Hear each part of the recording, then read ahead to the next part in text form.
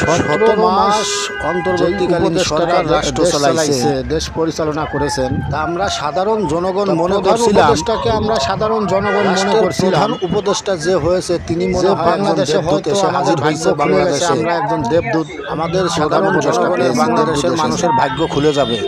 এখন কিন্তু 17 মাস পরে, এখন 18 মাস পরে নির্বাচনের পর ইউটিউব, ফেসবুক, বিভিন্ন নিউজ চ্যানেলে জানতে পারতেছি যে বিশ্বের কাছে দেশটিকে 13 নম্বর চ্যাম্পিয়ন দেশ বানিয়ে দিয়ে নির্বাচন দিয়ে দেশটিকে বিশ্বের কাছে প্রোটোকল নিয়ে চ্যাম্পিয়ন দুর্নীতি দেশ বানিয়ে দিয়েছে। আমার প্রশ্ন হলো যে জনগণ, আমরা যাকে দেবদূত ভাবছিলাম সেই বাটপার এই দেশটিকে কিভাবে ধ্বংসের ক্রান্তি নিয়ে গেছে, দুর্নীতিতে জনগণের কাছে আমার প্রশ্ন। এখন বর্তমান যে প্রধানমন্ত্রী কিভাবে দেশটিকে ধ্বংস করবে তাই আপনারা জনগণ এই ভিডিওটি ভালো লাগলে শেয়ার করে সবাই দেখার সুযোগ করে দেবেন। ভিডিওটি ভালো লাগলে